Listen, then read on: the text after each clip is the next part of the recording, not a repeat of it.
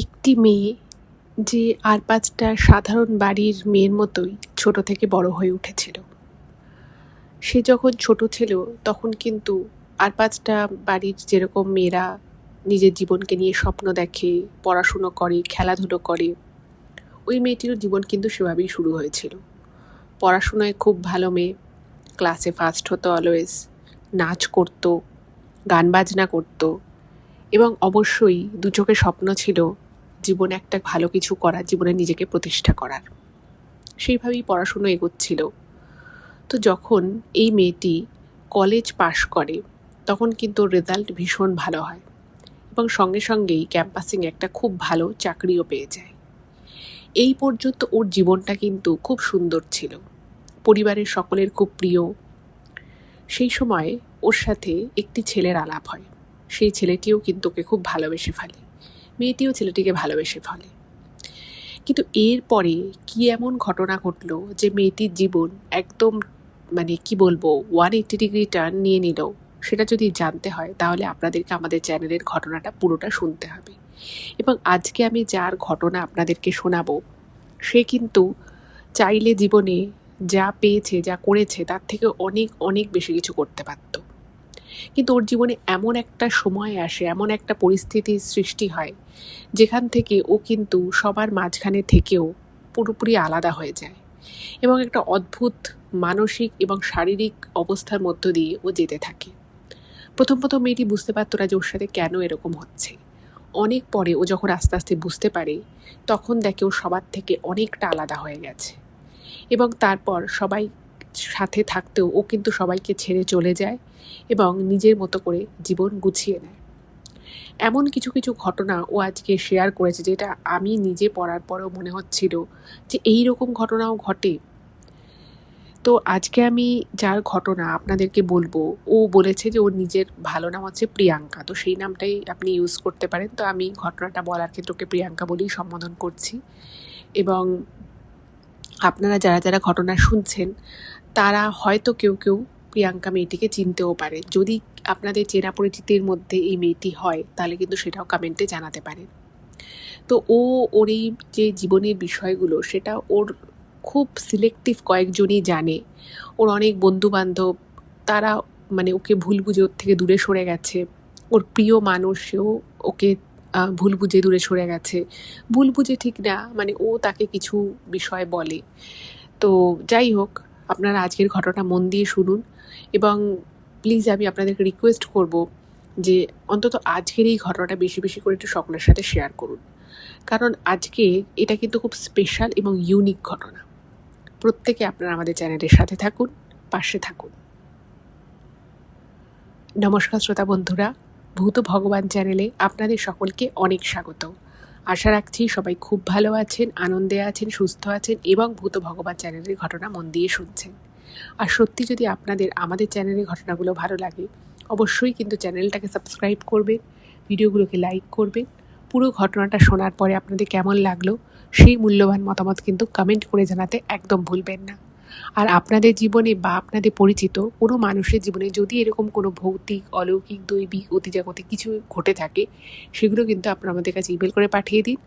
আমরা সেই ইমেলটা অবশ্যই প্রচারযোগ্য হলে আমাদের চ্যানেলে বলবো। এইটুকুই বলার ছিল। এইবারে আমি চলে যাচ্ছি সরাসরি আজকের ঘটনায়। তো ইন্ট্রোডাকশনে আমি তো কিছু কথা আপনাদেরকে বললামই।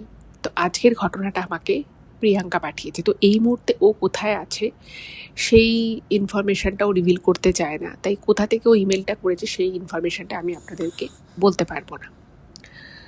তো যেরকম বললাম, আর পাঁচটা সাধারণ মেয়ের মতোই কিন্তু প্রিয়াঙ্কা ছোট থেকে বড় হয়ে ওঠে। ওর বাবা মা ওকে ভীষণ ভালোবাসতো, ওর বাবা মাকে ভীষণ ভালোবাসতো। ছোটোবেলা থেকেই পড়াশুনোয় খুব শার্প ছিল। কোনো জিনিস ও যদি বুঝতে না পারতো, কোনো একটা সাবজেক্টে কোনো জায়গায় যদি কিছুটা আটকাতো, ও যতক্ষণ না সেটা ক্লিয়ার হতো টিচারদেরকে কিন্তু বারবার জিজ্ঞেস করতো। এবং ওর ছোটোবেলা থেকেই ইনকুইজিটিভ মাইন্ড ছিল, খুব জানার আগ্রহ ছিল। তো সেই জন্য ও পড়াশুনোর পাশাপাশি প্রচুর বই পড়তো, সায়েন্স পড়তো, ফিকশন পড়তো, বিভিন্ন ধরনের বইপত্র পড়ার একটা খুব নেশা ছিল ওর। এবং প্রত্যেক বছর ও কিন্তু ক্লাসে ফার্স্ট হতো। তো 10th ওর খুব ভালো রেজাল্ট হয়, তারপরে 12এও ভীষণ ভালো রেজাল্ট হয়, তারপরে ও ইঞ্জিনিয়ারিং পড়তে যায়। তো ইঞ্জিনিয়ারিং যে কলেজেও পড়তে ঢোকে সেখানেও কিন্তু ওর রেজাল্ট ভীষণ ভালো হয়। ও পড়াশুনোটা ভীষণ এনজয় করতো, ওর খুব ভালো লাগতো। এবং শুধুমাত্র পড়াশুনোই নয়, ওর কিন্তু আরও অনেক বিষয় বেশ ইন্টারেস্ট ছিল। তো কলেজে যখন ওর ফাইনাল হয়, তো তখন ও খুব ভালো পার্সেন্টেজ নিয়ে ইঞ্জিনিয়ারিং কমপ্লিট করে, এবং তার সাথে সাথেই ও কিন্তু একটা ভালো নাম করা মাল্টি ন্যাশনাল কোম্পানিতে চাকরিও পেয়ে যায়। এই অবধি ওর জীবনে কিন্তু কোনো রকম কোনো সমস্যা ছিল না। মানে ছোট থেকেই ও পরিবারের ভীষণ সাপোর্ট পেয়েছে। যখন যা পড়তে চেয়েছে, হয়তো কোনো একটা বই দাম বেশি, মানে পড়ার বই নেই, কোনো গল্পের বই হোক বা কোনো ম্যাগাজিন হোক, ওর বাড়ি থেকে কিনে দিয়ে সবসময় কিন্তু ওর বাবা এবং মা ওকে সাপোর্ট করেছে। এবং ও যখন চাকরি পায়, স্বাভাবিকভাবেই ওর বাবা মা ভীষণ খুশি হয়, পরিবারের প্রত্যেকে ওকে নিয়ে খুব গর্ববোধ করতো। তো ও সবাইকে নিয়ে খুব আনন্দে মিলে মিশে মজা করে থাকতো। এইবার যখন ও চাকরিটা পায়, তো যেখানে ওদের ট্রেনিং শুরু হয় সেখানেই ওর সাথে একটি ছেলের আলাপ হয়। সেই ছেলেটিও ট্রেনি ছিল। তো বন্ধুত্ব, সেখান থেকে ভালোবাসা, এবং ওদের মধ্যে একটা খুব সুন্দর মিষ্টি একটা সম্পর্ক হয়। ছেলেটিরও বেশ উজ্জ্বল ভবিষ্যৎ, ওরও উজ্জ্বল ভবিষ্যৎ। তো স্বাভাবিকভাবেই দুজনে বিয়ে করবে ভবিষ্যতে, সেরকমই একটা ওদের প্ল্যানিং ছিল। এবং ওরা দুজনেই কিন্তু দুজনকে ভীষণ সম্মান করত, ভীষণ রকমভাবে দুজনে একসাথে জীবন কাটানোর স্বপ্ন দেখত, এবং মানে একদমই সব কিছু যাকে বলে মানে সমস্ত ইন্টারেস্ট একদম সিমিলার কাইন্ডের ছিল। ফলে ওদের দুজনের মধ্যে একটা মানে দারুণ বন্ডিং তৈরি হয়। আস্তে আস্তে ওর কর্মজীবন শুরু মানে এগোতে থাকে। যখন মোটামুটি ওরা 2 বছর চাকরি করছে, তো তখন ওরা দুজনেই দুজনের বাড়িতে সম্পর্কের কথা জানায়। এবার দুজনেই যখন দুজনের বাড়িতে সম্পর্কের কথা জানায়, তো তাদের বাড়ির লোকও ভীষণ খুশি হয়, কারণ ছেলেটিও বেশ একটা ভালো ফ্যামিলি থেকে বিলং করতো, যথেষ্ট আর কি ভালো একটা ফ্যামিলি, যেখানে শিক্ষা আছে, সংস্কার আছে। অবশ্যই ছেলেটির মানে বাড়িতেও যথেষ্ট পয়সাওয়ালা ছিল, মেয়েটির বাড়িও যথেষ্ট স্ট্যান্ডার্ড ভালো। তো দুই বাড়ি থেকেই কোনো সমস্যা হয়নি, তারা কিন্তু ওদের সম্পর্কটা মেনে নেয়। এবং দুই বাড়ি থেকেই বলে যে তোরা যবে বিয়ে করতে চাস তাহলে আমাদেরকে আগে থেকে বলবি, আমরা সেইভাবে প্রস্তুতি নেব। তো সেই পজিশনে দাঁড়িয়ে ওরা ঠিক করে যে ওরা আর 2 বছর পরে বিয়ে করবে। এবার যেহেতু ওরা মাল্টিন্যাশনাল কোম্পানিতে চাকরি করতো, ওদের জব সেটেলমেন্ট কোন সিটিতে করবে, তো সেটার একটা আনসার্টেন ব্যাপার ছিল। তো সেই জন্যই ওরা 2 বছর সময় নেয় যে দুজনে মিলে ঠিক করুক যে ওদের কেরিয়ার কোন পাথে যাচ্ছে, কোন শহরে ওরা সেটেল করবে, সেখানে ওরা ফ্ল্যাট ট্যাট কিনবে, একদম মানে গুছিয়ে সংসারটা শুরু করবে, এরকমই প্ল্যানিং ছিল। তো প্রিয়াঙ্কা এখানে যেটা লিখেছে যে ওর বয়ফ্রেন্ড ওর প্রতি ভীষণ রকমভাবে লয়াল ছিল, এবং একটা খুব শান্ত শিষ্ট ভদ্র ছেলে বলতে যেরকম বোঝায়, একদম এক্স্যাক্ট ওর বয়ফ্রেন্ড সেরকমই ছিল। তো ওর বয়ফ্রেন্ডের অবশ্যই আসল নামটা রিভিল করতে বারণ করেছে, বাট ও ইমেলে মেনশন করেছে। যাই হোক, তো ওর বয়ফ্রেন্ড সবসময় ওকে মানে খুব সাপোর্ট করতো, ওকে বলতো যে তোমার যেটা ইচ্ছা হয়, তুমি যদি এই কোম্পানির থেকে বেটার অন্য কোনো কোম্পানিতে চান্স পাও তুমি সেখানে চলে যাবে, আমিও দরকার হলে তোমার জন্য স্যাক্রিফাইস করব। এবং ও কিন্তু ওর বয়ফ্রেন্ডকে ভীষণ সাপোর্ট করতো, এবং দুজনেই স্বপ্ন দেখতো যে দেশ বিদেশ ঘুরবে, নিজেরা বড় একটা ফ্ল্যাট কিনবে, গাড়ি কিনবে, নিজেদের বাবা মায়েদেরকে এনে সেই ফ্ল্যাটে রাখবে, এইরকম। আর ওর যে বয়ফ্রেন্ড সে কিন্তু মানে আগাগোড়াই প্রচণ্ড সংসার করব, ফ্ল্যাট হবে, বাড়ি হবে, পরিবার নিয়ে থাকবো, সবাই একসাথে ঘুরবো, একসাথে মজা করব, এই বিষয়টা ওর বয়ফ্রেন্ডের মধ্যে প্রথম থেকেই ছিল। মানে ও একদম মানে ফ্যামিলি পার্সন বলতে যেটা বোঝায় মানে সেরকমই। এবং সবাই ওকে বলতো যে তোর বয়ফ্রেন্ড ভীষণ ভালো, মানে এরকম ছেলে এখনকার দিনে হয় না, এইরকম ছেলেদেরকে বিয়ে করলে পুরো সুন্দর করে এরাই দায়িত্ব নিয়ে নেবে সংসারে, এইরকম। আর সত্যি ওর বয়ফ্রেন্ড কিন্তু খুব ভালো ছিল। এবার সব কিছু যখন খুব সুন্দরভাবে চলছে, ওদের কেরিয়ারও ভালোভাবে শুরু হয়েছে, সব কিছু যখন ঠিকঠাক চলছে, তো ঠিক সেই সময় থেকে প্রিয়াঙ্কার না একটা অদ্ভুত রকমের একটা মানসিক, যাকে বলে চিন্তাভাবনায় আমি বলবো এটাকে প্রথমে, তো একটা এরকম চিন্তাভাবনা ওর আসতে থাকে যে সব কিছু ঠিক আছে, সব কিছু ভালো চলছে, কোথাও কোনো সমস্যা নেই, সেসব ঠিক আছে, কিন্তু কোথাও যেন ওর খুব অস্থির লাগতো। মনে হতো মানে খুব প্যালপিটেশন হচ্ছে, খুব টেনশন হচ্ছে, অথচ টেনশন করার মতো কিছুই নেই, সব কিছু খুব ভালো হচ্ছে। বয়ফ্রেন্ডের সাথে রিলেশনশিপ ভালো, ফ্যামিলির সাথে রিলেশনশিপ ভালো, কেরিয়ারে কোনো ঝামেলা নেই, সব কিছু স্মুথ চলছে, বাট স্টিল ওর মনে হতো কিছু একটা একদম ঠিক নেই, খুব অস্থির লাগতো ওর। এবং সেই সমস্ত সময়ে যখন ওর অস্থির লাগতো, ওর কারোর সাথে কথা বলতে ইচ্ছে করতো না। এবার হয়তো ওর বয়ফ্রেন্ড কোনো একটা ফ্ল্যাট দেখে এসছে বা কোনো একটা প্রজেক্টের কথা শুনেছে, সেই বিষয়ে যখন ওর সাথে কথা বলতে আসতো, তখন ওর না খুব বিরক্ত লাগতো। এবং ও সেই সময়টা চাইতো একা থাকবে, মানে কারোর সাথে কথা বলবে, ইভেন ওর বয়ফ্রেন্ডের সাথেও না, বাড়িতেও না। তো এইটা মোটামুটি প্রথম থেকে ওর হওয়া শুরু হয়, ওর একটা মানসিক সমস্যাই বলবো বা যাই হোক, একটা চিন্তাভাবনা হওয়া শুরু হয়। এবার মানে ও যখন অন্য সময়ে থাকতো, তো ওর বয়ফ্রেন্ড ওকে জিজ্ঞেস করতো যে কী ব্যাপার, তুমি তখন আমার সাথে এরকম করে কথা বললে, কীরকম একটা বিরক্ত হলে। তো তখন ওর বয়ফ্রেন্ডকে বলে যে না আসলে আমার জানি না কেন আমার কিছু ভালো লাগে না, মাঝে মধ্যে খুব মানে টেনশন হয়, মনে হয় কিছু একটা হতে চলেছে, কিছু একটা বিষয় যেন আমাকে তাড়া করে বেড়াচ্ছে, মানে কিছু কিছু কথা না, মানে ও খাপছাড়া করে ওর বয়ফ্রেন্ডকে বলে।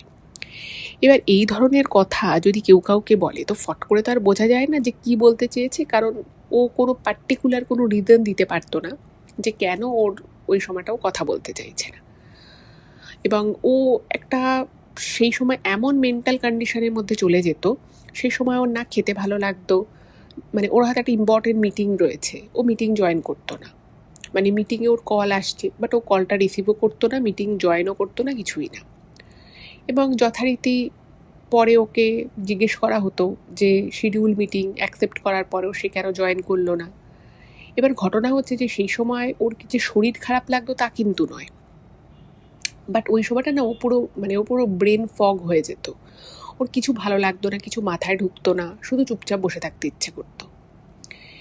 এবার এই জিনিসটা যখন উত্তরোত্তর বৃদ্ধি পেতে থাকে, তো তখন ওর মানে কেরিয়ারে, মানে কাজের জায়গাতে কিন্তু আস্তে আস্তে এটা একটা প্রবলেম হয়ে যায়, কারণ ওকে ফোন করে পাওয়া যায় না, মিটিং জয়েন করে না, কিছুদিন জয়েন করে, কিছুদিন জয়েন করে না। অবভিয়াসলি ওর হায়ার অথরিটি থেকে ওকে মানে জিজ্ঞেস করে যে কী ব্যাপার, তুমি এরকম খামখেয়ালিপনা কেন করছো, এটা এরকম করলে তো হবে না। তো এই বিষয়টা যখন বেড়ে যায়, তো তখন ওর বয়ফ্রেন্ড, ওই যে বলেছিলাম যে সবসময় ওর বয়ফ্রেন্ড কিন্তু ওকে খুব সাপোর্ট করতো, ও যা বলতো সেটা খুব মন দিয়ে শুনতো। তোর বয়ফ্রেন্ড ওকে বলে যে তোমার কি হয়েছে, তুমি এত কেরিয়ার ওরিয়েন্টেড একজন মানুষ ছিলে, তুমি আমাকে বলতে যে কোন কোন কাজটা কিভাবে করতে হবে, আমাদের কাজ নিয়ে অনেক আলোচনা হতো, আমরা দুজনেই জানি যে আমাদের কাজটা কতটা ইম্পর্টেন্ট, আমরা কত ইম্পর্টেন্ট কল, কত ইম্পর্টেন্ট মিটিংস আমাদের থাকে। তো তোমাকে যখন জিজ্ঞেস করছি তুমি বলছো না তোমার শরীর ঠিক আছে, অথচ তুমি মিটিং জয়েন করছো না, তুমি মাঝে মধ্যে আমার সাথে কথাও বলো না একদিন দুদিন, কি ব্যাপার। এবার ওর মধ্যে যে কি চলছে বা কেন যেটা ওর সাথে হচ্ছে ও না বুঝতে পারতো না। তো ওর হাজব্যান্ড, মানে তখন হাজব্যান্ড হয়নি, বাট ওর প্রতি আর কি খুবই, মানে ছেলেটি যেমন প্রিয়াঙ্কার প্রতি লয়াল ছিল, প্রিয়াঙ্কাও কিন্তু ছেলেটির প্রতি খুব লয়াল ছিল। তো ও না ব্যাপারটা মানে ওর বয়ফ্রেন্ডকে না ঠিকমতো বোঝাতে পারছিল না, মানে জাস্ট এরকম বলতে জানি না, মাঝে মধ্যে আমার ভালো লাগে না, মাঝে মধ্যে খুব টেনশন হয়, কেন টেনশন করছি নিজেও জানি না, সে সময় আমি কিছু চিন্তা করতে পারি না, কিছু কাজ করতে পারি না, আমি খেতে পারি না, আমার খুব অদ্ভুত টাইপের একটা ফিলিংস হয়। তো তখন ওর বয়ফ্রেন্ড ওকে বলে যে ঠিক আছে চলো, তোমার মনে হয় কোনো মেডিকেল হেল্প দরকার, তো চলো কোনো একটা মানে কাউন্সিলিং করে আসি তোমাকে, নিশ্চয়ই তোমার মনে কোথাও একটা কোনো চাপ রয়েছে, কোথাও হয়তো তুমি কিছু নিয়ে খুব টেনশন করছো, সেটা হয়তো তুমি বুঝতে পারছো না যে পার্টিকুলার কোন বিষয়টা নিয়ে তুমি টেনশনে আছো। তো ওর বয়ফ্রেন্ডই কিন্তু ওকে একজন সাইকিয়াট্রিস্টের কাছে নিয়ে যায় জাস্ট কনসালটেশনের জন্য। তো সেখানে সে মানে যা ওনারা যেভাবে থেরাপি করেন, যেভাবে আর কি এনকোয়ারি করেন, তো সেরকমভাবেই ওকে অনেক রকমের প্রশ্ন করছে, কিন্তু ও না মানে ঠিকমতো জবাব দিতে পারছিল না। মানে ওর ভিতরে কি চলছে, ও কি ভাবছে, কেন ভাবছে, সেটা অ্যাকচুয়ালি ও নিজেও ঠিকমতো জানতো না। ফলে ও কিন্তু সেই সাইকিয়াট্রিস্টের সাথে খুব ভালো করে কিন্তু কোঅপারেট করতে পারে না। যাই হোক, তো এরপরে ও ওর বয়ফ্রেন্ডের সাথে ওখান থেকে চলে আসে সাইকিয়াট্রিস্টের কাছ থেকে। উনি কিছু কিছু গাইডেন্স ওনাকে দিয়েছিলেন, তো সব কিছু ও শোনে, বাট ওর মনে ওর বয়ফ্রেন্ডকে তখন বলেনি, বাট ও মনে মনে ভাবে যে না, এই বিষয়টা যেটা আমার মধ্যে চলছে এটা অ্যাটলিস্ট এই সাইকিয়াট্রিস্টের কাছে এসে তো সলভ হবে না, এই বিষয়ে ও পুরোপুরি নিশ্চিত হয়ে যায়। তো তখন ও চিন্তা করে যে কিছু একটা আমাকে নিজেকেই করতে হবে যাতে আমি এই সিচুয়েশন থেকে বাইরে আসতে পারি। তো এরপরে কিছুদিন ও পুরো চুপচাপ থাকে, মানে এই বিষয় নিয়ে ও আর ওর বয়ফ্রেন্ডের সাথে কোনো আলোচনাও করে না, এবং ও নিজেই নিজের মধ্য থেকে নিজেকে চেঞ্জ করার চেষ্টা করতে থাকে যে ঠিক আছে, আমি একটু পজিটিভ ভাবি, আমি একটু অন্যরকমভাবে জীবনযাত্রাটাকে করে দেখি, এই সমস্যার সমাধান হয় কি না। তো অনেক ও চেষ্টা করে নিজের দিক থেকে। কিন্তু বিষয় যেটা হলো সেটা হচ্ছে যে ও যতই ব্যাপারটাকে ইগনোর করার চেষ্টা করুক না কেন, আস্তে আস্তে বুঝতে পারে যে ওর মধ্যে একটা অদ্ভুত রকমের পরিবর্তন আসছে। আগে যে জিনিসগুলোর করতে ভালো লাগতো এখন আর ভালো লাগছে না, আগে যে জিনিসগুলো নিয়ে ওর ভাবতে ইচ্ছে করতো সেগুলো করতে ভালো লাগে না। ইভেন যেটা ওর সব থেকে বেশি ওর নিজেই মানে খুব শকড হয় বুঝতে পেরে, যে ওর আজকাল ওর বয়ফ্রেন্ডের সাথেও কথা বলতে খুব একটা ভালো লাগে না। এদিকে ওর বয়ফ্রেন্ড তো মানে যেরকম হয় আর কি, একজন রেসপন্সিবল মানুষ যাদের কিছুদিন পরে বিয়ে হবে, তো তারা বিয়ে থা নিয়ে চিন্তা ভাবনা করে, পরবর্তী জীবন নিয়ে কথা বলে। তো ওর বয়ফ্রেন্ডও সেরকমই ছিল।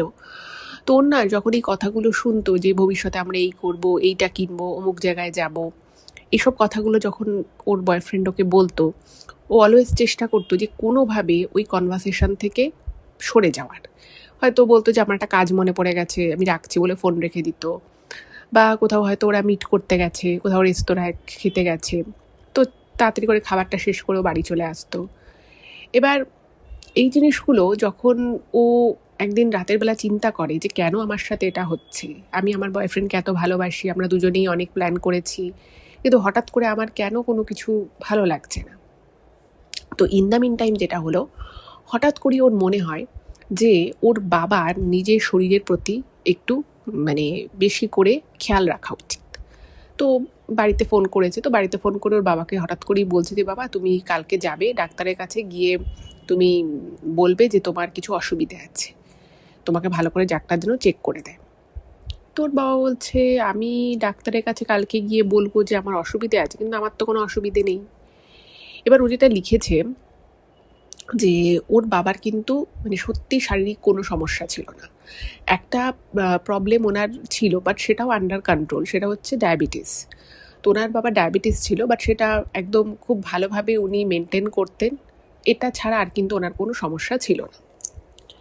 তো ওর বাবা এটাই বলেছে যে আমার তো কোনো সমস্যা নেই, আমি ডাক্তারের কাছে কেন যাব, আর আমি যেটা ডায়াবেটিসের জন্য যে রুটিন করে যে ডক্টরকে দেখাই তাকে আমি 1 মাস আগেই দেখিয়ে এসেছি, এবং আমি টেস্টও করেছি, বাড়িতেও ডায়াবেটিসের কিট দিয়ে আমি টেস্ট করি, সব কিছু ঠিকঠাক আছে, আমি কেন যাব।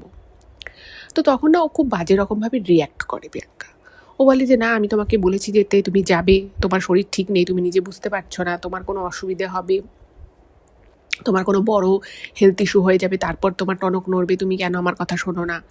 মানে এই সব বলে ঠলে না ওর বাবার সাথে মানে খুব একটা যাকে বলে ঝগড়া মতো করে, এবং ওর বাবা বুঝতে পারে না যে মেয়ে একটা সামান্য বিষয় নিয়ে এত হঠাৎ করে কেন রিয়্যাক্ট করছে।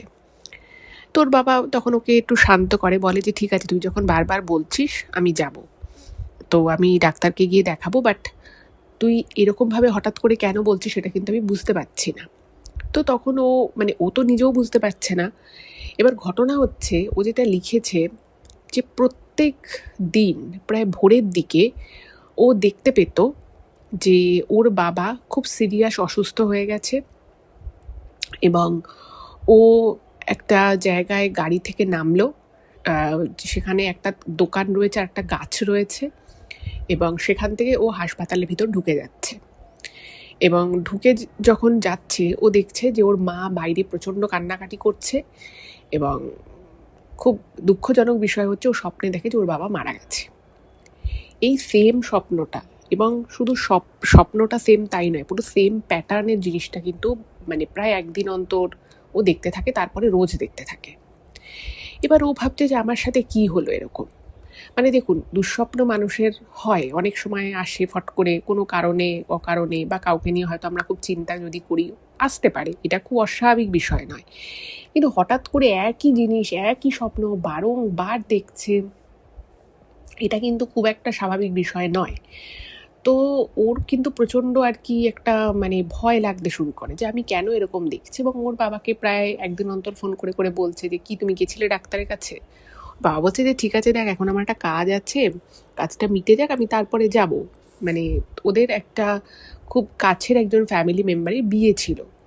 এবার যার বিয়ে ছিল তার মানে নিজের কেউ সেরকম নেই, মানে তার যে ফ্যামিলি যারা একদম যারা নিজের কাছের লোকেরা তারা সেরকম নেই, এবং বাকি যারা আছে তারা অসুস্থ। তো ওই জন্য মানে বিয়ের মোটামুটি দায়িত্বটা ওর বাবা নিয়েছিলেন, মানে কেনাকাটা করে দেওয়া, তারপরে বিয়ের অনুষ্ঠান কিভাবে হবে, কোথায় হবে, তো এইটা নিয়ে উনি একটু বিজি ছিলেন। এবং যে আত্মীয়ের বিয়ে ছিল সে কিন্তু ওদের বেশ নিকটই, এবং তার সাথে কিন্তু প্রিয়াঙ্কারও খুব ভালো সম্পর্ক। কিন্তু ওই সময়টা কেন জানি না ও খুব রিয়্যাক্ট করে। ও বলে যে না, তুমি একটা অন্যের বিয়ে নিয়ে এত মেতে আছো, ঠিক আছে তুমি বিয়ে থার ব্যাপারটা দেখছো, কিন্তু নিজের শরীর বুঝে না খেয়ে দিয়ে কিছু কাজ করবে না, বাইরে গরম আছে সেটা বুঝে চলবে, ছাতা নেবে, জল খাবে, পারলে একবার ডাক্তার দেখিয়ে নাও। এবং ওই বিয়েতে কিন্তু ওরও আসার কথা ছিল, ওরও ছুটি নেওয়া ছিল, বাট কেন জানি না ওর ওর না মানে মানে ও যেটা লিখেছে যে আমি জানি না, আমার যদি এমনি বাড়ি আসার কথা থাকতো, আমার যদি এমনি বাড়ি আসার জন্য টিকিট করা থাকতো, আমি অবশ্যই চলে যেতাম, আমার তাতে কোনো প্রবলেম নেই, আমি বাড়িতে আমার বাবা মায়ের সাথে সময় কাটাতে আমি পছন্দ করি। কিন্তু জানি না কেন আমার ওই বিয়ে বাড়ির জন্য আমার মানে যেহেতু খুব ক্লোজ আত্মীয়, আর বুঝতেই পারছেন ওর বাবাই বিয়ের অনেক দায়িত্ব নিজে নিয়েছিল, টাকা পয়সার দিক থেকে নয়, এমনি কাজকর্মের দিক থেকে, তো ওর তো আরও বেশি করে যাওয়ার কথা ছিল, কিন্তু ওর না মানে একদম ইচ্ছে করে না যে ও যাবে। তো ও নিজে থেকেই ও ছুটি ক্যান্সেল করে নেয়, এবং ও বাড়িতে বলে যে না না, আমার একটা খুব ইম্পর্টেন্ট কাজ পড়ে গেছে, আমার একটা ইম্পর্টেন্ট ট্রেনিং করতে হবে, তো আমি ছুটি পাই। এবার ওর বাবা বলছে বাবা তুই আসবি না, ওরাও খুব আশা করেছিল, আমরাও আশা করেছিলাম। যাই হোক, তো ও শুধু মানে ফোনে ফোনে বারবার খোঁজ নিত যে ওর বাবা কী করছে। এবার এই জিনিসটা ওর মা বাবার একটু অড লাগে যে মেয়ের আবার কী হলো, এত তো ফোন করে না, এত তো বারবার জিজ্ঞেস করে না, এখন এত কেন এরকম করছে, কী ব্যাপার। এবার ওর মধ্যে যে কি চলছে, বা ও যে কীরকম স্বপ্ন দেখছে, কি হচ্ছে না হচ্ছে, সেটা তো আর ও বলতে পারছে না। আর ও নিজেও একটু অবাক হয়ে যাচ্ছে যে আমার হঠাৎ করে এরকম কেন বারবার মনে আসছে, আমার তো এরকম মনে আসার কথা নয়। এবার এভাবে হলো, বিয়ে থা মিটে গেল, ভালোভাবেই হয়ে যায় সব কিছু। তো ওর এবার মনে হয় যে না, বাড়িতে তো আমি গেলাম না, আমারও বাবা মায়ের সাথে দেখা হলো না, তো এবার বিয়ে থা মিটে গেছে, এবার আমি ছুটি নিয়ে যাব। তো ও 3 দিনের জন্য ছুটি নেয়, মানে যেদিন বিয়ে শেষ হয় তার 7-8 দিন পরে ও 3 দিনের জন্য ছুটি নেয়।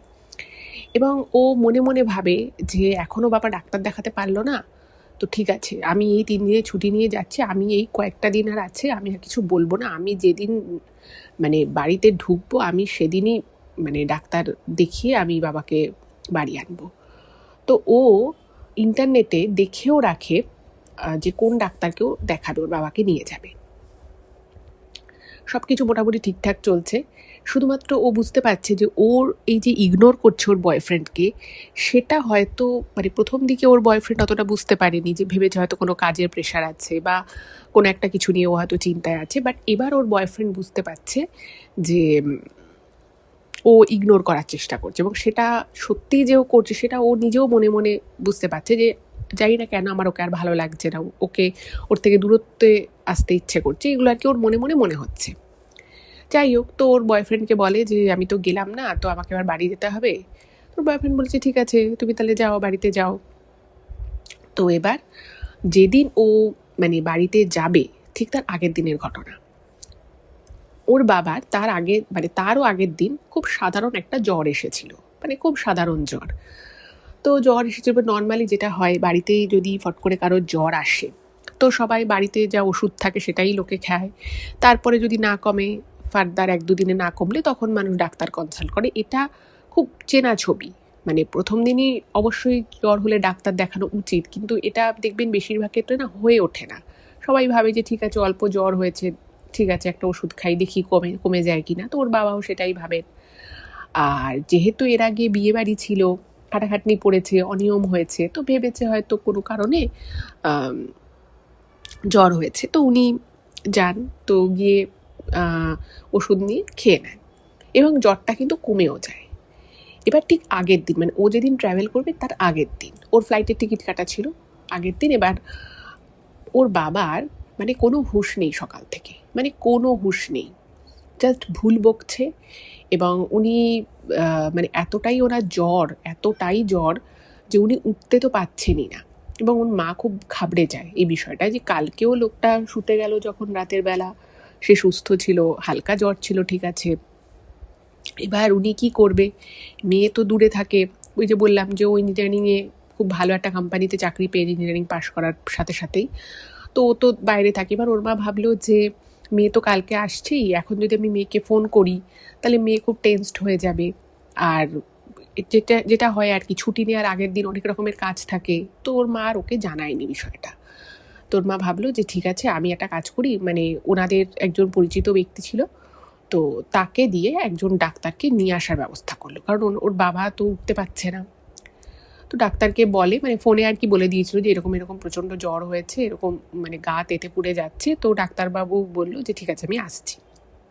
তো ডাক্তারবাবু আসেন, এসে উনি দেখছেন যে খুব সিরিয়াস কন্ডিশন। উনি বললেন যে দেখুন আমি একটা ইঞ্জেকশন দিয়ে যাচ্ছি, কিন্তু ওনার যা কন্ডিশন তাতে ওনাকে কিন্তু বাড়িতে রাখাটা ঠিক হবে না, ওনাকে কিন্তু হাসপাতালে ভর্তি করতে হবে। এইবারে ওর বাবাকে তো একটা হাসপাতালে ভর্তি করা হলো, বেশ নামি একটি হাসপাতালে। তো সেখানে ডাক্তার যারা কর্তব্যরত ছিলেন তারা ওর বাবার কন্ডিশন দেখে ব্লাড টেস্ট করতে দেয়, এবং সেটা মানে নর্মাল ব্লাড টেস্ট নয়, আরও এক্সট্রা অনেক কিছু টেস্ট দেয়। এবার সেই টেস্টের রেজাল্ট যখন রাতের বেলা আসে, তো সেখানে দেখা যায় যে ওর বাবার একটা ইনফেকশন হয়েছে, একটা ভাইরাল ইনফেকশন হয়েছে, এবং সেটা খুব একটা কমন নয়। কিন্তু দুঃখের বিষয় হচ্ছে যে ইনফেকশনটা এতটাই বেশি স্প্রেড করে গেছিলো ওর বাবার শরীরে, যে ডাক্তারবাবু বলেই দেন যে আমরা চেষ্টা করছি, বাট কতদূর কি করতে পারবো সেটা কিন্তু গ্যারেন্টি দিতে পারছি না। এবার ওর তো মানে ওর মা তখন এই বিষয়টা শুনে খুব ভয় পেয়ে যায়, তো ওকে ফোন করে রাতের বেলা। এবার রাতের বেলা তো আর কিছু করে ওর পক্ষে আসা সম্ভব না, কারণ সকালের দিকেই ওর ফ্লাইট ছিল। তো সারা রাত ওর ঘুম হয় না, এবং ও যেটা লিখেছে ইমেলে যে ওর সারা গা হাত পা প্রচণ্ড কাঁপতে থাকে, এবং ওর মনে একটা বিষয় বারবার আসে যে কি হবে, আমার বাবা বাঁচবে তো। মানে ও কিন্তু এত কিছু জানতো না, ও কিন্তু ওর বাবা কতটা সিরিয়াস কন্ডিশনে আছে সেটা কিন্তু ওর মা যে ওকে খুব খুলে বলেছে বা ওকে ছবি পাঠিয়েছে, ভিডিও পাঠিয়েছে, সেরকম কিচ্ছু না। বাট প্রথমে এই কথাটা শুনেই ওর মনে আসে যে বাবা বাঁচবে তো। সারা রাত দু চোখের পাতাও এক করতে পারে না, এবং সকালবেলা ও সময় মতো বাড়ি থেকে বেরিয়ে যায়। এদিকে কি হয়, ওর বাবার কন্ডিশন কিন্তু আরও ডিটোরিয়েট করতে থাকে, এবং যে হাসপাতালে ওর বাবাকে ভর্তি করানো হয়েছিল সেটা যথেষ্ট উন্নত একটা হাসপাতাল, এবং সেখানে ওর বাবাকে আরও উন্নত চিকিৎসা পরিষেবা মানে ডাক্তাররা দেয়। কিন্তু যা হয় আর কি, ভগবান সবাইকেই একটা আয়ু দিয়ে পাঠায়। এবার ও যে মুহূর্তে ফ্লাইটে মানে উঠে ফ্লাই করছে, সেই সময় তার ওর কাছে কোনো ফোন কলস আসা সম্ভব নয়। তো সেই সময় ওর বাবা কিন্তু আরও ডিটোরিয়েট করতে থাকে, এবং ডাক্তারবাবু বলেই দেয় যে আমাদের পক্ষে যা করার ছিল আমরা করেছি, এরপরে আমরা কিছু বলতে পারছি না। উনি যদি ওষুধের রেসপন্স করেন তো ভালো, না হলে আমাদের আর কিছু করার থাকবে না। এবং ওই যে আমি আপনাদেরকে বলেছিলাম যে ও একটা স্বপ্ন দেখতো, যে ও গাড়ি নিয়ে একটা জায়গায় থামলো, সেখানে একটা গাছ রয়েছে, একটা দোকান রয়েছে, এবং সেখান থেকেও হাসপাতালের ভিতরে ঢুকে গেল। এক্স্যাক্টলি সেই জিনিসটা কিন্তু বাস্তবে ওর সাথে হয়। ও এয়ারপোর্ট থেকে ডাইরেক্ট হাসপাতালে আসে, এবং যখন ও হাসপাতালে ঢুকছে, মানে গাড়িটা যেখানে এসে দাঁড়ায় সেখানে কিন্তু এক্স্যাক্ট সেম জিনিসটা, মানে ওই একটা দোকান রয়েছে যে দোকানটা ও স্বপ্নে দেখেছিল, এবং একটা গাছ রয়েছে, এবং সেখানেই গাড়িটা এসে থামে। এবং যে মুহূর্তে গাড়িটা এসে ওইখানটায় থামে, ওর বুকের ভিতরটা না ধড়াস করে ওঠে।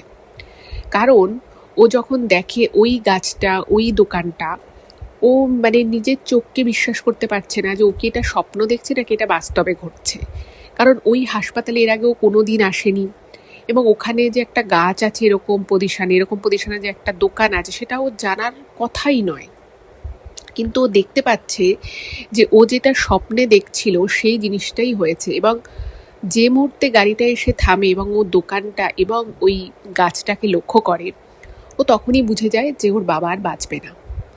এবং মানে ওর মাকে ফোন করছে, ওর মা কলটা রিসিভ করছে না, হয়তো ডাক্তারের সাথে কথা বলছে বা ভিতরে আছে, দেখতে পায়নি, ব্যাগের ভিতরে ফোন আছে।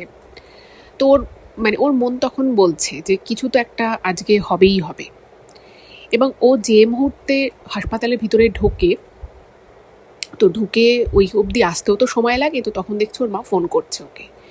তো সঙ্গে সঙ্গে ফোনটা রিসিভ করেছে, তো রিসিভ করে বলছে, ওর মা বলছেন যে মনে হয় মানুষটাকে আর বাঁচাতে পারবো না রে, ডাক্তাররা জবাব দিয়ে দিচ্ছে, খুব মানে ক্রিটিক্যাল কন্ডিশন। তো তখন ওর মাকে মানে ও নিজে ভিতরে ভিতরে পুরো ভেঙে চুরে যাচ্ছে, কারণ ও বুঝতে পারছে যে সত্যি মানে ও যে স্বপ্নটা দেখেছে সে স্বপ্নটাই সত্যি হতে যাচ্ছে, মানে পুরোটাই হয়তো 100% সত্যি হতে যাচ্ছে। কিন্তু যা হয় আর কি, এরকম একটা সিচুয়েশন যখন হয়, মানুষ যদি কিছু বুঝতেও পারে সে কিন্তু সেই জিনিসটাকে মানে ইগনোর করতে থাকে, নিজেই নিজেকে ভুল বোঝাতে থাকে। তো ও বলে, দূর তুমি সব বাজে কথা বলো না তো, আমি আসছি, তুমি রাখো। তো ওর মাকে ধমকে ফোনটা রেখে দেয়। এবং ও যখন আলটিমেটলি ওখানে যায়, তো সেখানে আর কি ওরা আইসিইউর ওরকম বাইরে ছিল, আইসিইউতে তো আর ফট করে ঢোকা যায় না। তো কিছুক্ষণের মধ্যেই ডাক্তারবাবু মানে সেই স্যাড নিউজটাই দিলেন, বলেন যে আর উনি বেঁচে নেই। এবং এটা যখন ও শোনে, মানে ওর না মানে মনে হচ্ছিল যেন আমি এটা শোনার জন্যেই তো এসেছিলাম, এটাই তো হতো, একদম এক্স্যাক্ট এটাই ওর মনে প্রথম রিয়াকশান আসে যে এটা তো হওয়ারই ছিল, আমি তো জানতাম এটা হবে। এবং ওই মুহূর্তে যখন ডাক্তারবাবু কথাটা বলে, ও সামনে ছিল, ওর মা পাশে দাঁড়িয়েছিল, মানে একদম যাকে বলে পায়ের নিচের মাটিটা সরে যায়। মানে খুব স্বাভাবিক, এরকম একটা সিচুয়েশানে যে কোনো মানুষের পক্ষে সব মানে জীবনের একটা কঠিন মুহূর্ত বলা যেতে পারে এইগুলো। তো ভীষণ ওর খারাপ লাগে, খুব কষ্ট হচ্ছে, বা দেখছে ওর মা পুরো ভেঙে পড়েছে।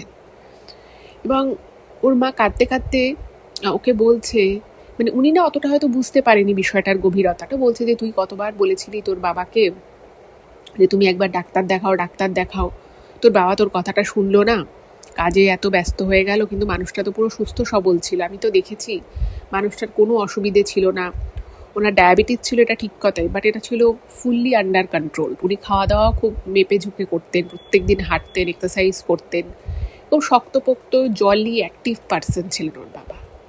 মানে এই দুদিনের জ্বরে হঠাৎ করে যে এতটা ডিটোরিয়েট করে যাবে এবং এতটা মানে একটা কিছু খারাপ ঘটে যাবে, সেটা ওর মা ভাবতেই পারেনি, এবার হয়তো ওই ভদ্রলোকও ভাবতে পারেননি। এবার সেই মুহূর্তে প্রিয়াঙ্কা লিখেছে যে ওর না মানে মুখ থেকে আর কোনো কথা বেরোচ্ছে না, মানে ও কী বলবে, শুধু ওর মনে মাথার মধ্যে একটা মানে যাকে বলে সব কিছু ভেঙে চুরে মানে চুরমার হয়ে যাচ্ছে, একটা অদ্ভুত রকমের ওর ফিলিংস আসছে, মানে প্রচণ্ড কষ্ট হচ্ছে, বাট ও কাঁদতে পারছে না। ও ভাবছে যে আমি এটা কি করে আগে থেকে জানলাম, মানে আমি এরকম স্বপ্ন হঠাৎ করে কেন দেখব। সত্যিই তো মানে যেরকম হয় আর কি, ফ্যামিলিতে যদি কেউ দীর্ঘদিন ধরে অসুস্থ থাকে, তাকে নিয়ে পরিবারের সবাই একটু চিন্তায় থাকে, তখন একটা মানুষের চিন্তা ভাবনা থেকে একটা স্বপ্ন এরকম আসতে পারে। কিন্তু সুস্থ সবল ব্যক্তি, এবং ওর বাবার কিন্তু খুব যে বিশাল বয়স হয়ে গেছিল তাও কিন্তু নয়, সেই মানুষটাকে নিয়ে ও পরপর এতগুলো দিন ধরে স্বপ্ন দেখলো, ওর বাবাকে বলল যে তুমি ডাক্তার দেখাও, তারপর একটা এরকম ঘটনা যে ঘটে যাবে সেটা না ও নিজেও বুঝতে পারেনি, আর ওর কথাটা যে হুবহু ফলে যাবে সেটাও ওর কাছে খুব শকিং ছিল। যাই হোক, তো তারপর যা যা হওয়ার, পারলৌকিক কাজকর্ম সব কিছু যেরকম হওয়ার সেরকমই হলো। এবং ওর পক্ষে যতটা সম্ভব ছিল ওর মাকে সাপোর্ট করার, ওর মাকে বোঝানোর, কারণ উনি খুব ভেঙে পড়েছিলেন।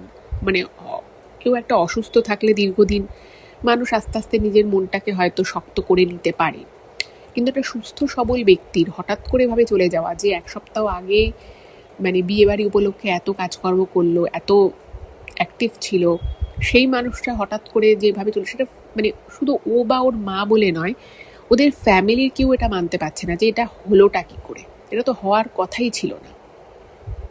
যাই হোক, পুরো পরিবারের মধ্যেই একটা বিশাল শোকের ছায়া, শান্তি সব মিটে গেল। তো ও ভাবলো যে ওর মাকে একটুখানি কোথাও যদি নিয়ে যাওয়া যায় তাহলে একটু উনি শান্তি পাবেন।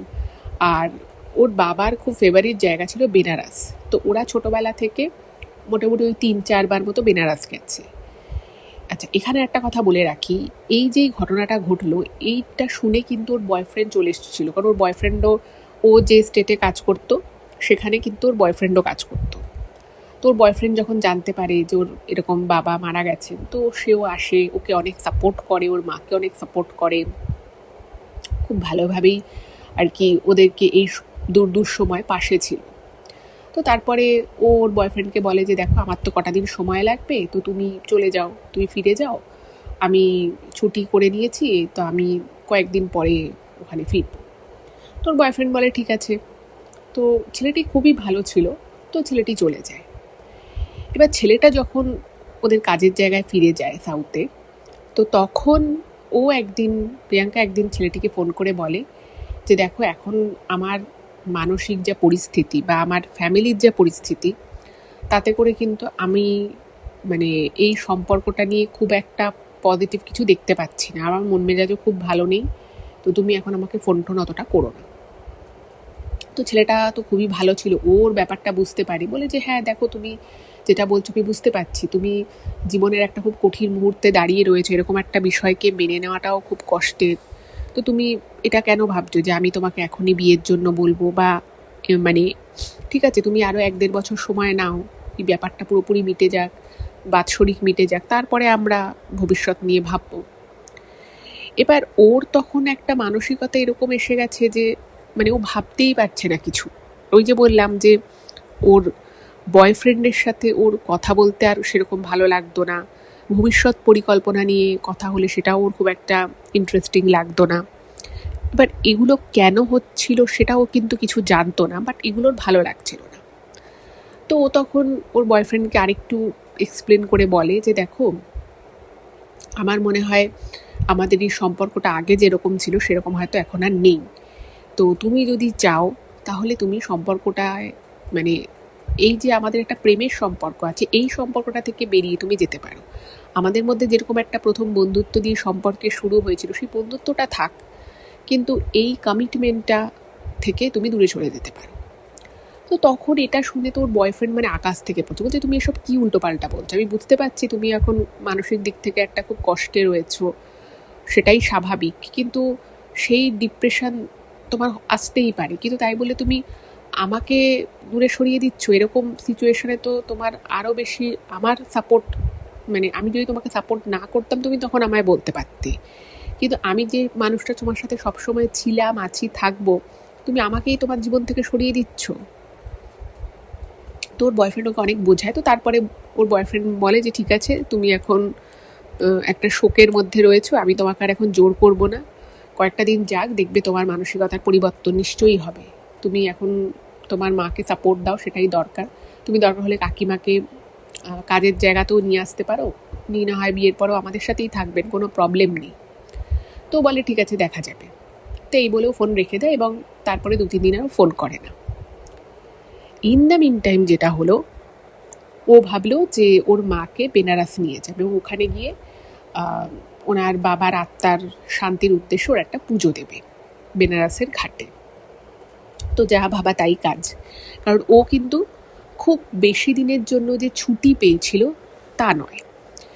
তো ভাবলো যে ঠিক আছে মাকে নিয়ে যাই, তো ওরকম একটা প্ল্যান করে ওর মাকে নিয়ে বেনারস গেল।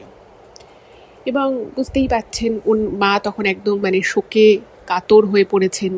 সেখানে গিয়ে একসাথে ওরা ঘুরতে গেছিলো বেনারসে বেশ কয়েকবার, তো সেই জায়গা, সেই মানুষের স্মৃতি সবই থেকেই তো যায়। তো ওখানে গিয়ে ওর মা খুব ভেঙে পড়ে, তো ওর মাকে খুব ভালোভাবে সাপোর্ট দেয় এবং ওখানের মা গঙ্গার ঘাটে একজন ঠাকুরমশাইকে দিয়ে ওরা পুজো করায়, ওর বাবার আত্মার শান্তির উদ্দেশ্যটা পুজো করায়, তো সেটাও খুব ভালোভাবে মিটে যায়। এবার একটা দিনের কথা যেটা ও শেয়ার করেছে, যে ও আর ওর মা হোটেল রুমে রয়েছে, তো ওর মা খুব কান্নাকাটি করছে। এবার বিষয়টা হচ্ছে, ও যেটা জানিয়েছে যে প্রিয়াঙ্কা মানে ওর মানে বাড়ির লোকের সামনে, বিশেষত ওর মায়ের সামনে, ওরা নিজেকে খুব শক্ত, খুব মানে একদম যাকে বলে কিছু কিছু মানুষ হয় না যে চট করে ভেঙে পড়ে না, চট করে কাঁদে না, প্রচণ্ড রকমভাবে একটা মানসিক দৃঢ়তা আছে, এরকম একজন মানুষ হিসেবে সবসময় দেখাতে পছন্দ করে। এবং স্পেশালি যখন এইরকম কন্ডিশন, যেখানে ওর মা বারবার কান্নাকাটি করছে, বারবার মানে ভীষণ রকমভাবে মূর্ছিত হয়ে পড়ছে, তো সেই সময় ও কিন্তু ওর মাকে প্রচণ্ড সাপোর্ট করে, এবং ও এটা ওর মায়ের সামনে প্রমাণ করার চেষ্টা করতো যে ও দুঃখ পেয়েছে, কষ্ট পেয়েছে, বাট ও খুব শক্ত আছে, যেটা ও ভিতর থেকে একেবারেই ছিল না। ভিতরে ওর মানে পুরো উথাল পাথাল হচ্ছিল, মানে ওর বাবাকে এত ভালোবাসতো, সেই মানুষটা চলে যাওয়ার দুঃখ তো ছিলই, তার সাথে সাথে ও এই প্রশ্নের উত্তরটা বারংবার খুঁজতে চেষ্টা করছিল যে কেন ও এই স্বপ্নটা দেখছিল, বাট এটা তো ও কাউকে বলতে পারছে না।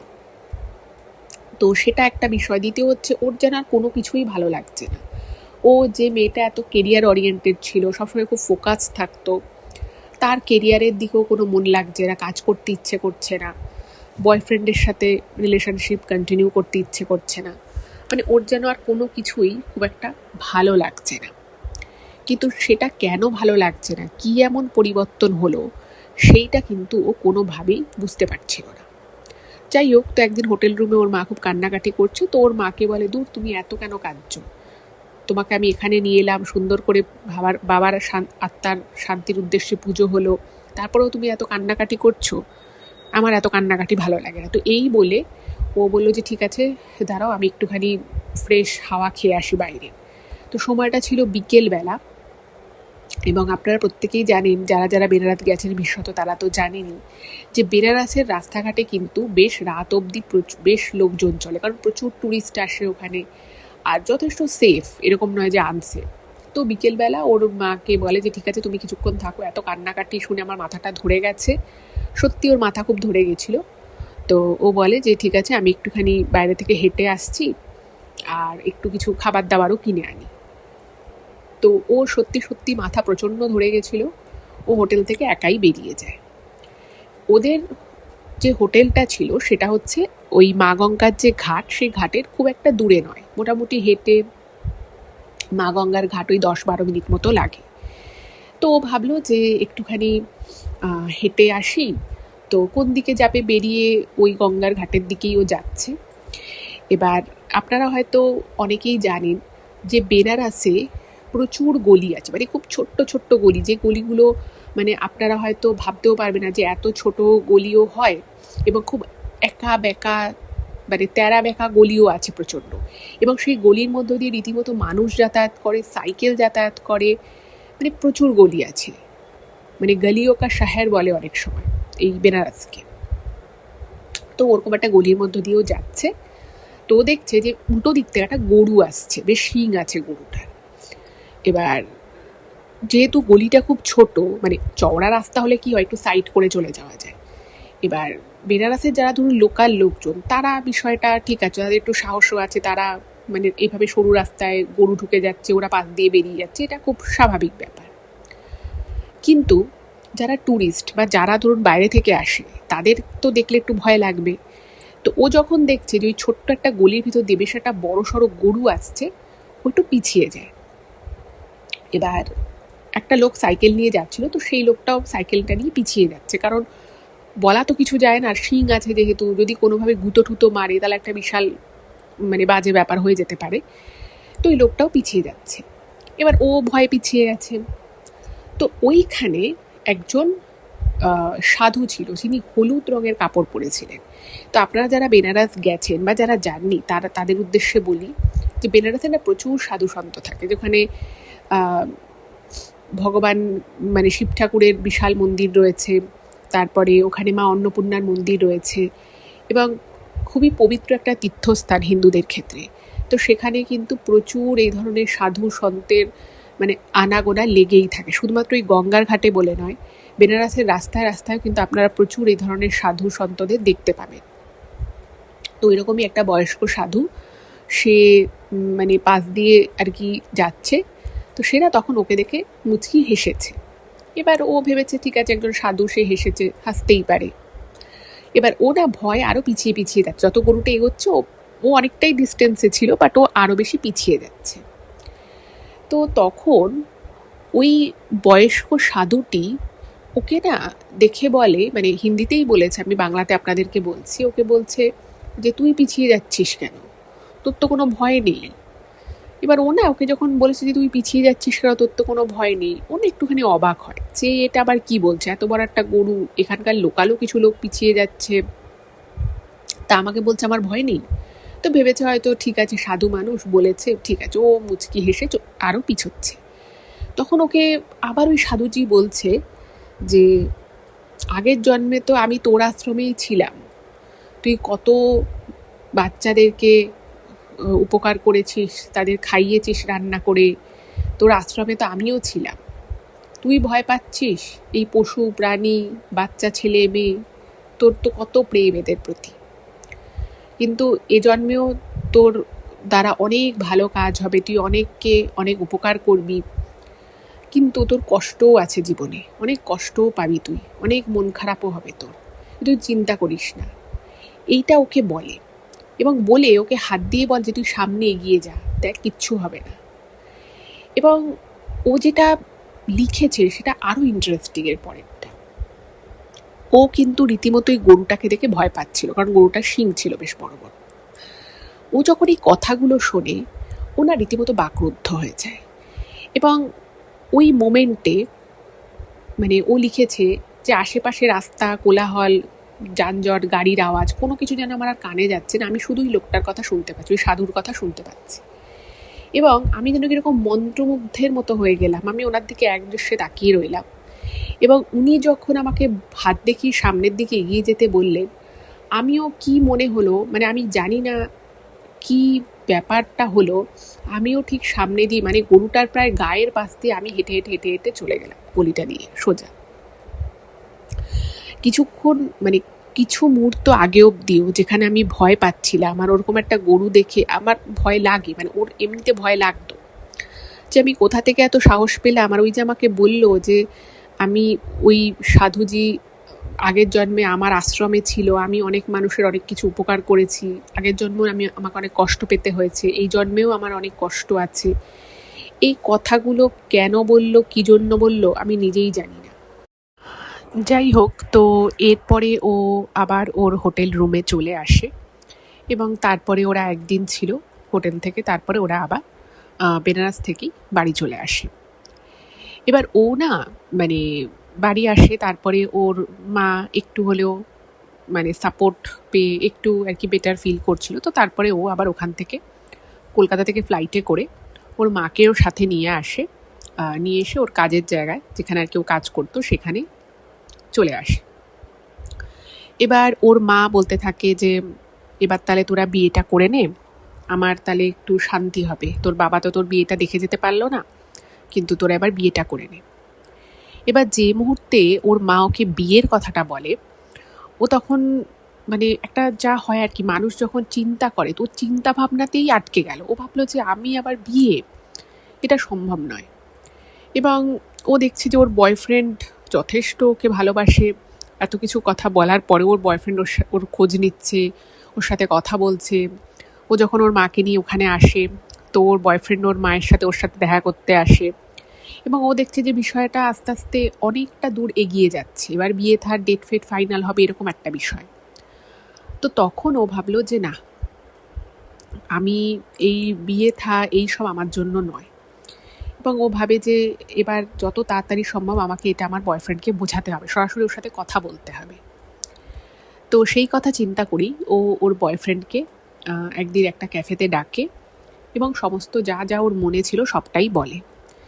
তো ওর বয়ফ্রেন্ড বলছে তুমি এসব কী উল্টোপাল্টা বলছো, আমরা বিয়ে করবো, আমি মানছি তুমি এখন একটা খুব মেন্টাল অ্যাগনির মধ্য দিয়ে আছো, একটা শকে আছো, তোমার বাবার এভাবে হঠাৎ করে চলে যাওয়া তোমাকে মানসিক দিক থেকে বিধ্বস্ত করে দিচ্ছে, সেটা আমি বুঝতে পারছি, কিন্তু তুমি যেটা বলছো এটা তো ঠিক না। আমরা তো এখন, আমি যতই তোমার মা বলুক, আমি 1-1.5 বছর 2 বছর ওয়েট করতে রাজি আছি, তো তখন বলে যে দেখো বিষয়টা ওয়েটের নয়, আমি বিয়েটাই করতে পারবো না, আমার জন্য বিয়ে সংসার এটা আমার জন্য নয়। আমি আমি জানি এটা আমি তোমাকে এখন বলছি, এটা তোমার খুব খারাপ লাগছে, আমাদের সম্পর্ক এতগুলো দিন হয়ে গেছে, কিন্তু আমি চাই না যে বিয়ের পরে আমাদের মধ্যে সম্পর্কটা খারাপ হোক।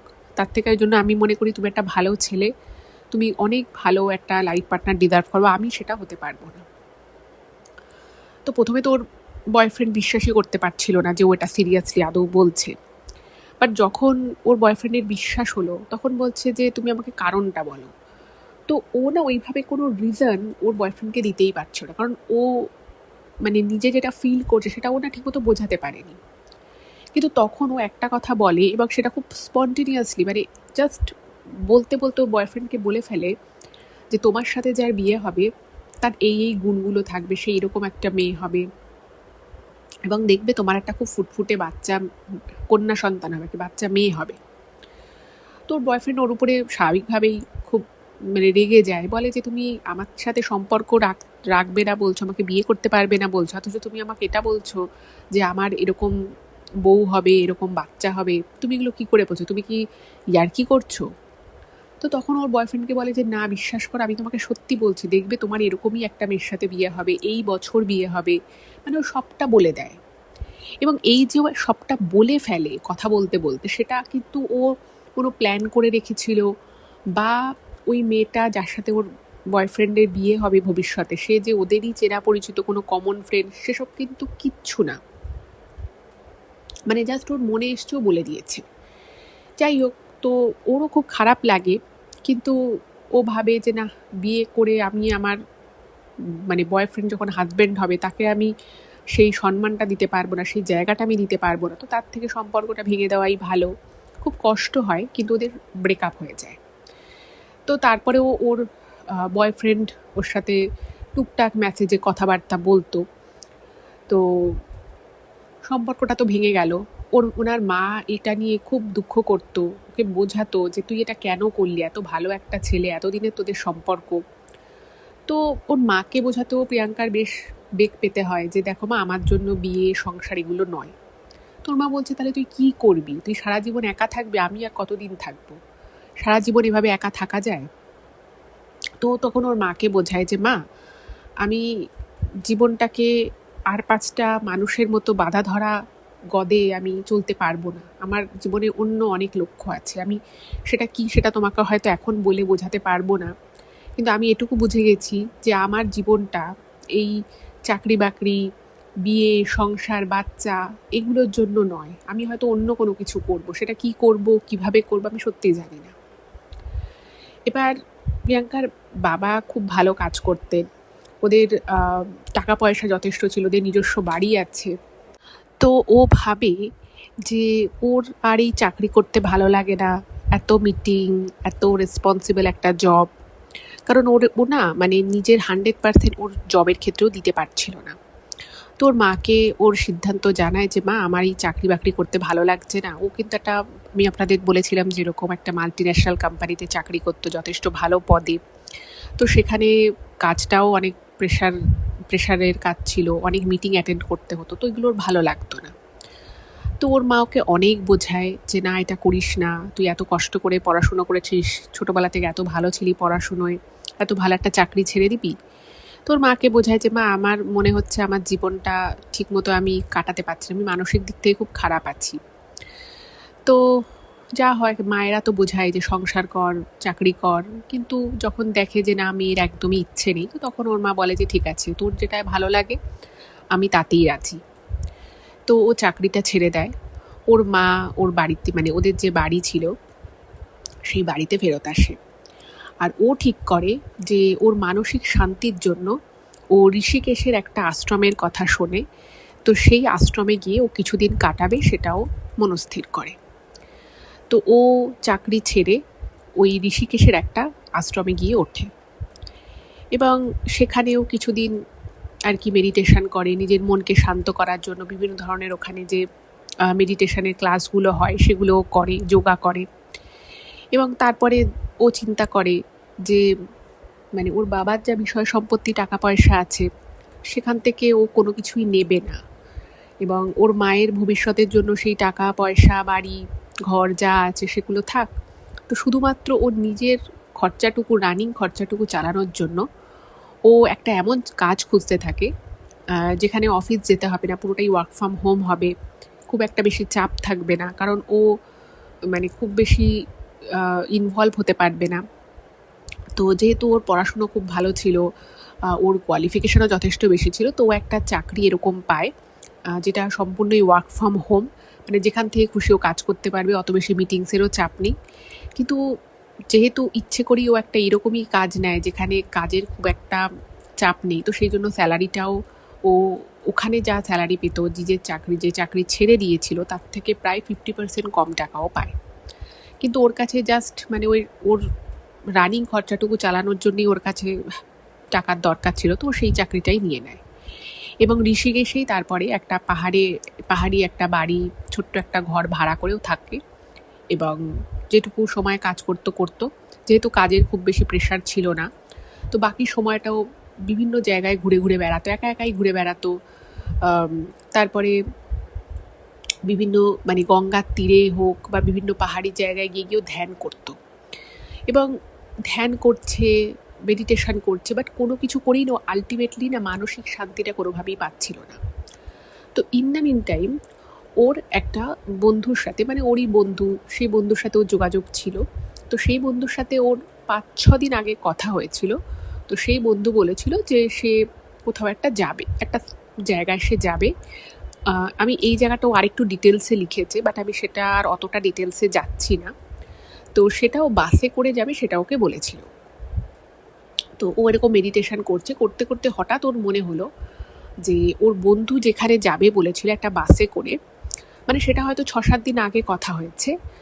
তো ও হঠাৎ করে দেখছে যে একটা বাস ধাক্কা মারলো, একটা কিছুতে ধাক্কা মারলো, এবং তাতে বহু মানুষের চোটফোট পেয়েছে এরকম একটা। তো সঙ্গে সঙ্গে ওর ধ্যানটা, ওই মেডিটেশন করছে সেটা ভেঙে গেল, এবং ওর মনে হলো যে আরে আমার ওই বন্ধু তো বাসে করে অমুক জায়গায় যাবে বলেছিল।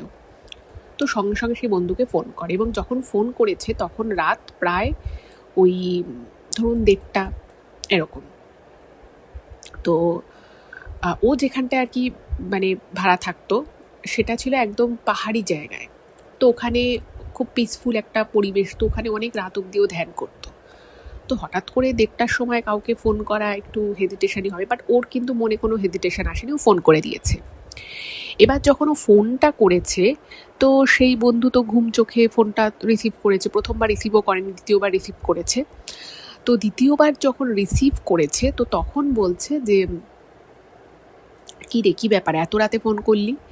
তো ও বলছে যে তুই কালকে অমুক জায়গায় অমুক কাজে যাবি তাই তো? বলছে হ্যাঁ যাবো। বলছে শোন, তুই কিন্তু বাসে যাস না, তুই দরকার হলে যাসই না, যদি যেতেও হয় তুই বাসে যাস না, তুই ট্রেনে করে যাস। তো বন্ধু বলছে কেন, বাসে কেন যাব না, বাসে গেলে আমি তাড়াতাড়ি পৌঁছে যাব, আমি যেখানে থাকি সেখান থেকে সামনেই বাস রয়েছে, ট্রেনে করে যেতে গেলে আমায় 2বার চেঞ্জ করতে হবে, আমার প্রবলেম হবে। তো তখন মানে দেখুন, যারা এই জিনিসগুলো ফিল করতে পারে বা যারা ধরুন এগুলো বুঝতে পারে তাদের না খুব জ্বালা, কারণ তারা জানে যে তারা যেটা বলছে বা তারা যেটা নিয়ে ভয় পাচ্ছে সেটা হয়তো সত্যি হবে, কিন্তু তারা না সেই জিনিসটাকে অন্যের কাছে সেইভাবে রিপ্রেজেন্ট হয়তো করতে পারে না। আর যদি বা সে রিপ্রেজেন্ট করেও, যাকে বলছে সে ব্যাপারটার গুরুত্বটা বুঝতে পারে না। তো তখন বলছে যে দেখ, আমি এত কিছু জানি না, তুই প্লিজ যাস না, যদি যেতে হয় তুই ট্রেনে করে যা, তুই আরেকটু আগে বেরো, হয়তো তুই যে সময় পৌঁছাবি ভেবেছি সেই সময় হয়তো তুই পৌঁছতে পারবি না, একটু হয়তো লেট হবে, বাট তুই যাস না এইভাবে বলে না ও ফোনটা রেখে দিয়ে এবং হাউ হাউ করে কাঁদতে থাকে। কারণ ওর মনে হচ্ছে যে ও যে ওর বন্ধুকে বললো সে বন্ধু হয়তো কথাটা শুনবে না। যাই হোক, তো পরের দিনটা ওর খুব মন খারাপ থাকে, ও খাওয়া দাওয়াও ঠিকমতো করে না। তো ওইখানে ওর খুব মনটা খারাপ লাগতো বলে ওখানে কিছু বাচ্চাদেরকে পড়াতো, মানে ও যেখানে আর কি যে ঘরটা ভাড়া নিয়ে থাকতো, তো সেখানেই আশেপাশের কিছু বাচ্চাদেরকে ও বিনা পয়সায় পড়াতো। এবার মানে সেই দিন সন্ধেবেলা তো ও নিজের ঘরে বসে ও একটুখানি চা নিয়ে জাস্ট কিছু জিনিস একটা দেখছিল, তো দেখছে ওই বন্ধুটা ফোন করেছে। এবং যখন দেখছো বন্ধুটা ফোন করেছে, ওর না মানে প্রচণ্ড একটা প্যালপিটেশন হয় যে ও কি আমাকে কোনো খারাপ খবর দেবে যে ওর খুব চোট লেগেছে বা কিছু। আর ও যে ওই জীবনটা বেছে নিয়েছো সেখানে কিন্তু খুব বেশি গ্যাজেট ইউজ করতো না, মানে ফোনটা একদম ইউজ না করলেই নয়, আর ল্যাপটপ শুধু কাজের সময়টুকুই ও ব্যবহার করতো। তোকে ফোন করেছে, তো ফোন করে ওর বন্ধুটা ওকে বলছে যে বিশ্বাস কর কালকে রাতে তোর উপরে আমার প্রচণ্ড রাগ ধরেছিল, ভীষণ আমার রাগ হচ্ছিল, মনে হচ্ছিল যে কেন আমি তোর ফোনটা ধরলাম। কিন্তু আমি যখন বাড়ি থেকে বেরোই কোথাও আমার মনে হলো যে তুই আমাকে রাতের বেলা এরকমভাবে বারণ করলি, তো তোর উপরে একরাশ রাগ নিয়েই আমি ইচ্ছে করি বাস রুটটা অ্যাভয়েড করি। এবং বাস রুটটা যখন আমি অ্যাভয়েড করে যখন আমি ট্রেন করে যাচ্ছি, যেহেতু দুটো ট্রেন চেঞ্জ করতে হবে, তো আমি মাঝে খবর পেলাম যখন আমি একটা ট্রেন চেঞ্জ করে অন্য ট্রেনে উঠছি, তখন আমি খবর পেলাম যে আমি যে রুটের বাসে যেতাম বা যে বাসে আমি যেতাম সেই বাসটা একটা পাঁচিলে গিয়ে ধাক্কা মেরেছে, এবং তাতে বেশ অনেক মানুষ কিন্তু ভালো মতো ইনজিওর হয়েছে। এবং এই জিনিসটা যখন বলছে না ওর, মানে ও লিখেছে যে আমার চোখ থেকে জল পড়ছে, এবং আবার মনের মধ্যে আবার সেই একটা প্যালপিটেশন হচ্ছে যে এটা আমি কি করে জানলাম, কি করে আমি এটা বুঝতে পারলাম যে একটা এরকম ঘটনা ঘটবে। তো সেম প্রশ্নটা কিন্তু ওর বন্ধু ওকে করে যে তুই এটা কি করে আমাকে বললি বলতো। তো ও তখন একটা কথাই বলে যে দেখ আমি জানি না, আর আমি তোকে থ্যাংক ইউ বলতে চাই যে তুই আমার কথাটা শুনেছিলি, এই বলেও ফোনটা রেখে দেয়। তো এরপরে এরকম বেশ আরও 4-5টা ঘটনা ওর সাথে ঘটে। এবং আরও ইন্টারেস্টিং বিষয় হচ্ছে যে ও সম্পর্কটা হয়তো ওর বয়ফ্রেন্ডের সাথে ভেঙে ওই দিয়েছিল, কারণ ও মনে করেছিল যে ও বিয়ে করে সেই সম্পর্কটা হয়তো ঠিকমতো চালাতে পারবে না। বাট ও মনে মনে কিন্তু আজও ওর সেই বয়ফ্রেন্ডকে খুব ভালোবাসে। তো ইনস্টাগ্রামে বা বিভিন্ন জায়গায় ও অতটা চেক করে না, বাট ও দেখেছে পরবর্তীতে, এবং ওকে ওর সেই বয়ফ্রেন্ড মেলও করেছিল যে তুই যা বলেছিলি সেটাই কিন্তু হয়েছে, আমার এরকমই একটি মেয়ের সাথে সম্বন্ধ করে বিয়ে হয়। এবং ও ছবিতেও দেখেছে যে ওর বয়ফ্রেন্ড এবং মানে এক্স বয়ফ্রেন্ড আর কি, তার এবং তার স্ত্রী দুজনে খুব ভালো আছে, এবং ওদের সত্যি সত্যি কিন্তু একটা কন্যা সন্তানই হয়েছে। তো এইটা ওকে কোথাও খুব আনন্দ দেয়, এবং কোথাও ওর মনে হয় যে আমার জীবনটাই কেন এরকম হলো, আমি তো এত ভালো একটা ছেলেকে পেয়েছিলাম, আমার কেরিয়ার এত ভালো ছিল, বাট কেন আমি এই সাংসারিক জীবনে গেলাম না, এটা কখনো কখনো ওর মনে হয়। তো ও লিখেছে যে ম্যাডাম আমি এখন দিনে আমার কাজটুকু ছাড়া আমি হয়তো এরকম আপনার গল্প শুনি, আপনার চ্যানেলের গল্প শুনি, আমার খুব ভালো লাগে, আরও হয়তো একটা দুটো এরকম গল্প শুনি, বাকি সময়টা আমি শুধু মেডিটেশন করি। আর বারবার আমার মনে হয় যে আমার এটা করতে হবে, ওটা করতে হবে। ইভেন ও যেখানে থাকে সেখানকার গ্রামের অনেক বাচ্চাদেরকেও অনেক রকমের হেল্প করেছে, মানিটারি হেল্পসও করেছে। এবং ও বলেছে যে আমি জানেন তো ম্যাডাম, আমি এটাও জানি যে আমার মা আর কতদিন বাঁচবে, সেটাও আমি জানি, কিন্তু আমি এই বিষয় নিয়ে মাকে কখনো কিছু বলিনি, বলবোও না। কারোর সাথে এখন আর আমি যোগাযোগও রাখি না, কোনো আত্মীয় স্বজন, শুধু আমার মায়ের সাথেই যোগাযোগ আছে, মায়ের কাছে যাই, মা মাঝে মধ্যে আমার কাছে আসে, ব্যাস এটুকুই। তো এটাই ছিল ওনার জীবনের ঘটনা। কেন ওনার জীবনটা যে এইরকমভাবে একটা মানে এরকম একটা বাঁক নিল সেটা উনি নিজেও জানে না। তবে এটুকু বুঝতে পারে যে ওই যে সাধু বলেছিল যে তার দ্বারা অনেক ভালো কাজ হবে, সত্যি ভালো কাজ হচ্ছে, সেটা নিয়েও খুব খুশি। কিন্তু ও লিখেছে যে মাঝে মধ্যে এত কান্না পায়, বুক ফেটে মনে হয় কান্নাকাটি করি। এরকম বহু সময় হয়েছে যে ঋষিকেশের গঙ্গার পাড়ে আমি একা একা হাউ হাউ করে কাঁদছি, এরকমও প্রচুর হয়েছে। তো সত্যি এটা শুনে আমারও খুব অদ্ভুত লাগলো, আমি জানি না কেন এটা আপনার সাথে হয়েছে। তবে আপনি ভালো থাকুন, নিজের মতো করে ভালো থাকুন, আপনার মাকে ভালো রাখুন, তিনিও ভালো থাকুন, এটাই প্রার্থনা করি। তো এটাই ছিল আজকের এপিসোড। কেমন লাগলো জানাবেন, ভালো লাগলে প্লিজ চ্যানেলটাকে সাবস্ক্রাইব করে ভিডিওগুলো একটু সকলের সাথে শেয়ার করে দেবেন। খুব ভালো থাকবেন, দেখা হবে আবার পরের এপিসোডে। নমস্কার।